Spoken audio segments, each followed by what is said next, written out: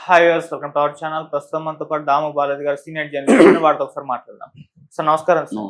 Sir Kiran royal Lakshmi వివాదంలో ఇప్పుడు లక్ష్మి కొన్ని సంచలన ఆరోపణలు కిరణ్ రాయల్ పైన, పవన్ కళ్యాణ్ గారి పైన చేయడం చూస్తున్నాం సార్. అంటే పవన్ కళ్యాణ్ గారికి సంబంధించిన కొన్ని వీడియోలు కిరణ్ రాయల్ దగ్గర ఉన్నాయని, ఆయన తనకు చెప్పాడని చెప్పేసి, అందుకే పవన్ కళ్యాణ్ గారు కూడా కిరణ్ రాయల్ కంట్రోల్లోనే ఉన్నాడని చెప్పేసి ఆమె ఆరోపణలు అయితే చేస్తుంది. మరి ఏం వీడియోలు ఉన్నాయి, ఈ ఆరోపణలో నిజం ఉందంటారా? మరి ఇష్యూ ఎక్కడికి వెళ్తుంది, మీరేం చెప్తారు? కిరణ్ రాయల్ది రోజు రోజుకి అది పెరుగుతుంది తప్ప తగ్గట్లేదు. మనకు తెలుసు కిరణ్ రాయల్ అనే అక్కడ జనసేన తిరుపతి ఇన్ఛార్జి ఆయన టికెట్ కూడా ఆశించారు. బట్ ఆయనకి ఇవ్వకుండా ఆర్ఎన్ శ్రీనివాసులకి పవన్ కళ్యాణ్ ఇచ్చాడు, వైసీపీలో నుంచి వచ్చిన అతనికి. దానివల్ల కూడా కిరణ్ రాయల్కి అక్కడ జనసేనలోనే ఆర్ఎన్ శ్రీనివాసుల వర్గానికి ఒక కోల్డ్ వార్ నడుస్తుంది అనేది అందరికి తెలుసు. అయితే కిరణ్ రాయల్ ముందు నుంచి కూడా అతను రాజస్థానీ అని చెప్తారు, అతను మార్వారి అని. అయితే ఒక బలిజ స్త్రీని పెళ్లి చేసుకొని తను రాయల్ అనే పేరు పెట్టుకున్నాడు. ఈ వార్తలు కూడా బయటకు వచ్చాయి. అది నిజం అంత అనేది తెలియదు. ఏదేమైనా కిరణ్ రాయల్ మీద గతంలో కూడా ఆరోపణలు అయితే చాలా వచ్చాయి. ఎందుకంటే అతను ముందు నుంచి కూడా నోరేసుకొని ఇటు రోజాని, జగన్ని, వీళ్ళందరినీ గట్టిగా మాట్లాడే వాళ్ళల్లో జనసేనలో కిరణ్ రాయల్ ఒకడు. అలా ఫోకస్ అయినాడు. నేను చాలాసార్లు చెప్తుంటాను, ఈ మధ్య అసలు వాళ్ళు ప్రజలకు ఏం చేస్తున్నారో లేదో తెలియకపోయినా టీవీల ముందు, మీడియా ముందు నోరేసుకొని అరిస్తే వాళ్ళు పాపులారిటీ ఈజీగా వచ్చేస్తుంది. ఎందుకంటే వాళ్ళు అరిస్తే మిగతా వాళ్ళు అరుస్తారు కాబట్టి వీడు నెగిటివ్గా పాపులారిటీ వస్తుంది. ఇవాళ పాపులారిటీ తెచ్చుకోవాలంటే ఎవరైనా గట్టిగా తిట్టాలి. తిడితే మీడియా అంతా పరిగెత్తుంది, మా మీడియాలో తిట్టు, మా ఛానల్లో తిట్టు అని పరిగెత్తుంది. అలాగా వాళ్ళు తిడతారు కాబట్టి, అలాగే కిరణ్ రాయల్ కూడా అక్కడ ప్రజలకి అతను ఏం చేశాడు, ప్రజల తరపున ఏ ఉద్యమాలు చేశాడు అనే దానికంటే కూడా అక్కడ రోజా మీద రోజు తిట్టడం, జగన్ మీద తిట్టడం, దీనివల్ల మళ్ళీ వీళ్ళు తిట్టడం, ఇలాగా అతను పాపులర్ అయినాడు. పవన్ కళ్యాణ్ కూడా ఇలాంటి వాళ్ళని చారదీశాడు. మనకి ఇక్కడ 30 years ఇండస్ట్రీ కావచ్చు, చేపల పులుసు ఆర్పి గారు కావచ్చు, లేకపోతే ఆది కావచ్చు, వీళ్ళందరూ కూడా ప్రజా ఉద్యమాలు ఇంకోటి చేసిన బ్యాచ్ కాదు. వీళ్ళందరూ కూడా నోరులు వేసుకొని మాట్లాడిన వాళ్ళే. ఈ బ్యాచ్ అన్ని పొలిటికల్ పార్టీలు ఉన్నారు. పవన్ కళ్యాణ్ కూడా ఇలాంటి బ్యాచ్కి ఇంపార్టెన్స్ ఇస్తున్నాడు. సో ఈ నేపథ్యంలో లక్ష్మి అనే ఒక ఆమె బయటకు వచ్చి, నా దగ్గర నేను 1,20,00,000 రాయల్కి ఇచ్చాను, కిరణ్ రాయల్కి, అలాగే కొన్ని సవరాలు బంగారు కూడా ఇచ్చాను, నన్ను మోసం చేశాడు, నన్ను ప్రెజర్ చేసి 30 లక్షలే ఇచ్చినట్టుగా అతను వీడియో కూడా చేయించాడు, నా దగ్గర 1,20,00,000 ఇచ్చిన దానికి సాక్ష్యాలు ఉన్నాయని చెప్పి ఆమె ఆరోపించింది. దాంతో కిరణ్ రాయల్ వచ్చి ఆమె మీద అసలు నేను అవన్నీ తీసుకోలేదన్నాడు. దాంతో వరుసగా కిరణ్ రాయల్ మీద ఆడియోలు, వీడియోలు బయటకు వచ్చాయి. అందులో క్లియర్గా కిరణ్ రాయల్కి ఈమెకి మధ్య అఫైర్ గతంలో ఉన్నట్టుగా తెలుస్తుంది. ఆమె చైన్గా గిఫ్ట్ చేయడం అవన్నీ వచ్చాయి బయటికి. అట్లాగే కిరణ్ రాయల్కి మల్టిపుల్ అఫైర్స్ ఉన్నాయి. కిరణ్ రాయల్ మాటలు చూస్తే మాత్రం అతి భయంకరంగా ఒక పొలిటికల్ లీడర్ లాగా మాట్లాడట్లేదు, అతను ఒక వీధి రౌడీలాగా బిహేవ్ చేస్తున్నట్టుగానే అర్థమవుతుంది. 100 మంది పెట్టుకుంటాను బండబూతులు తిడుతున్నాడు ఈ అమ్మాయిని కూడా. ఇవన్నీ తెలిసి కూడా పవన్ కళ్యాణ్ సైలెంట్గా ఉన్నాడు. ఈ వేరే ఎక్కడో జరిగితే మాత్రం పవన్ కళ్యాణ్ స్పందిస్తాడు, ఇక్కడ పూజారి మీద దాడి జరిగితే ఆయన స్పందించాడు, కానీ దీని మీద ఏమి స్పందించలేదు. స్పందించకపోగా ఈ అమ్మాయిని అరెస్ట్ చేయడానికి పవన్ కళ్యాణ్ సహాయం చేశాడనేది ఇప్పుడు వార్త. ఎందుకంటే రాజస్థాన్ పోలీసులు సడన్గా ఆ రోజే వచ్చి ఈ అమ్మాయిని తీసుకెళ్లడం అనేది అందరికి కూడా విచిత్రంగా అనిపించింది.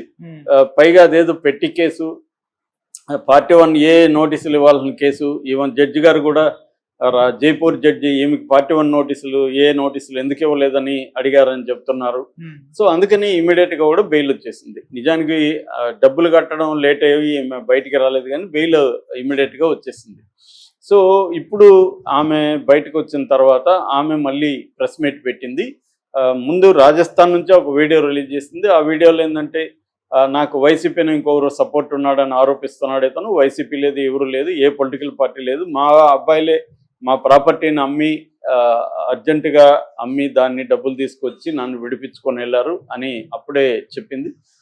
బయటకు వచ్చినాక, తిరుపతికి వచ్చినాక నేను చాలా విషయాలు చెప్తాను అనేది. ఇప్పుడు తిరుపతికి వచ్చినాక ఆమె ఇంకొక వీడియో చేసింది. ఆ వీడియోలో ఆమె ప్రధానంగా ఆరోపించేది ఏంటంటే, కిరణ్ రాయల్ దగ్గర పవన్ కళ్యాణ్ పెన్ డ్రైవ్ ఉంది. ఆ పవన్ కళ్యాణ్ పెన్ డ్రైవ్లో అనేక మహిళల మీద అతను వ్యవహారాలు ఉన్నాయి, రహస్యాలు ఉన్నాయి. దాన్ని పెట్టుకొని కిరణ్ రాయల్ పవన్ కళ్యాణ్ని బ్లాక్మెయిల్ చేస్తున్నానని అతనే నాకు చాలాసార్లు చెప్పాడు. నేను పవన్ కళ్యాణే నాతో భయంగా ఉంటాడు, ఎందుకంటే పవన్ కళ్యాణ్నే నేను బ్లాక్మెయిల్ చేస్తాను, నువ్వెంత అని నాతో మాట్లాడేవాడు. సో అని అందుకనే ఇప్పుడు పవన్ కళ్యాణ్ ఈ విషయంలో కిరణ్ రాయల మీద చర్య తీసుకోవట్లేదు. నేను నిజానికి ఒక ఆడపడుచుగా నాకు న్యాయం చేయమని పవన్ కళ్యాణ్ అడిగాను, అదేమీ చేయలేదు అని చెప్తున్నాను. నిజం కూడా ఆమె చెప్పిన దాంట్లో ఒక నిజమైతే ఉంది. అది ఉందా లేదా మనకి తెలియదు, పెన్ డ్రైవ్. కానీ మరి పవన్ కళ్యాణ్ ఎందుకు భయపడుతున్నాడు కిరణ్ రాయల్కి? పవన్ కళ్యాణ్ మామూలుగా అయితే ఏం చేయాలి? ఇక్కడ మనం చూసాము, అతను ఎవరు, మన డ్యాన్స్ మాస్టర్ జానీ మాస్టరు, ఆయన మీద ఇమ్మీడియట్గా ఆయన సస్పెండ్ చేశారు. అక్కడ కూడా అది చేయాలి కదా కిరణ్ రాయల్. చేయకుండా అది పెండింగ్లో పెట్టి ఈ లోపల మా వాళ్ళు విచారణ అన్నారు. ఏం విచారణ? మరి ఈ లోపల ఆమెను కలవాలి కదా, ఒక బ్యాచ్ వెళ్ళి ఆమెను కలిసి మాట్లాడి ఉండాలి కదా. జనసేన బ్యాచ్ ఒక ఫ్యాక్ట్ ఫైండింగ్ కమిటీ వెళ్ళి ఆమెతో మాట్లాడాలి, మొత్తం విచారించి ఉండాలి. ఏమీ జరగలేదు. కనీసం ఆమెకు మద్దతుగా ఎవరు కూడా ఒక స్టేట్మెంట్ కూడా ఇవ్వలేదు. సో ఆ వీడియోలన్నీ ఆడియోలు బయటకు వచ్చాయి, క్లియర్గా తెలుస్తుంది. సో వాళ్ళు మామూలుగా చేయాల్సింది, పవన్ కళ్యాణ్ ఎంతసేపటికి నేను స్త్రీలకు రక్షణగా ఉంటాను, స్త్రీల మీద అన్యాయాలు, జగన్ అంతా మహిళల మిస్సింగ్కి దీనికి చేశాడు, మహిళల మీద ఘోరాలు అని మాట్లాడాడు.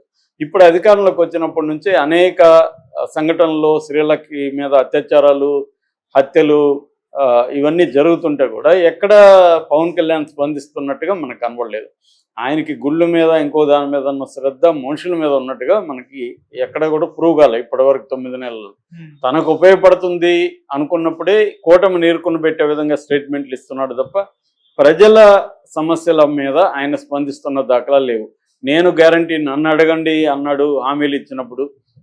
సూపర్ 6 కానీ ఇంకొక 43 హామీలు కానీ చంద్రబాబు నెరవేర్చకపోయినా ఎక్కడా దాని గురించి మాట్లాడట్లేదు.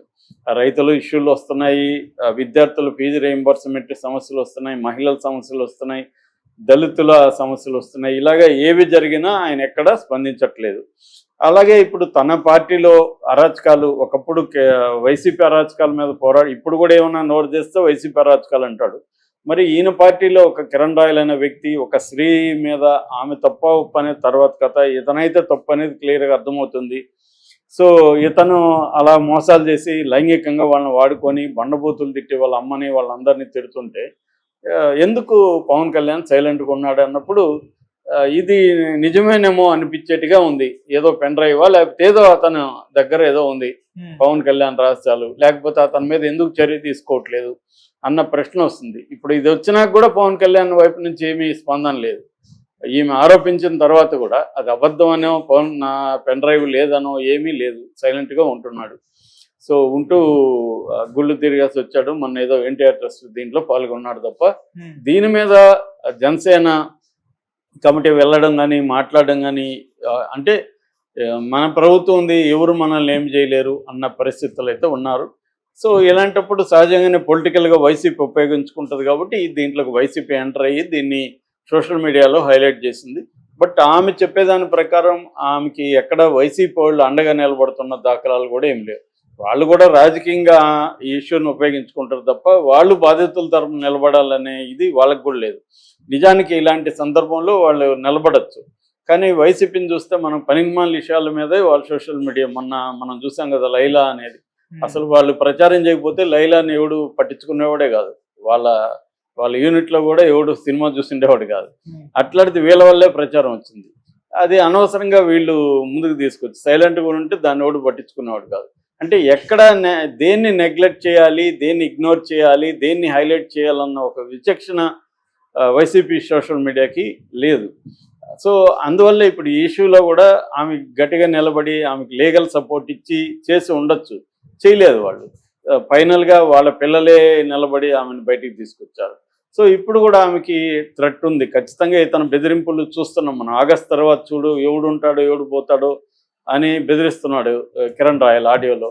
సో ఖచ్చితంగా ఆమెకి సపోర్ట్ లేనప్పుడు కిరణ్ రాయల్కి అక్కడ సపోర్ట్ సిస్టమ్స్ ఉన్నాయి. పైగా రాజస్థాన్ నుంచి పోలీసులను పంపించి అరెస్ట్ చేయించగలిగారంటే కిరణ్ రాయల్ సపోర్ట్ ఉంది. తెలుగుదేశం మీడియా కూడా అతనేదో పెద్ద హీరోయిక్ కార్యక్రమాలు చేసినట్టుగా అతను ఎందుకు అంత హైలైట్ చేస్తుందో తెలుగుదేశం మీడియా అర్థం కాదు. అంటే అవతల వైసీపీ ఉంటే తెలుగుదేశం మీడియా రంగంలో దిగి యువతలో వాడు ఎంత ఘోరమైన వ్యక్తి అయినా ఇతన్ని ఒక హీరోలాగా బాలకృష్ణ సినిమాలో బిల్డప్ షాట్లంతా వేస్తారు. సో ఇది జనాల్లో మరీ అంత వెదవులుగా ఉంటారు. ఒకవేళ ఎన్నుకొని ఉంటారు, ఓట్లు ఎలా గెలిచారు అనేది పక్కన పెడితే జనాలకి ఇవాళ తెలుసు ఏ మీడియా ఎలా ఉంది, ఏ మీడియా ఎందుకు చేస్తుంది అనేది క్లియర్గా తెలిసినా వాళ్ళు అదే చేస్తూ ఉన్నారు. ఇదే చేసే కదా జగన్, గతంలో కూడా ఇలాంటివి చేసే జగన్ పోయాడు. ఈసారి Telugu Desam media, Telugu Desam social media, Janasena వీళ్ళందరూ ఇదే చేస్తే 5 ఏళ్ల తర్వాత అదే మళ్ళీ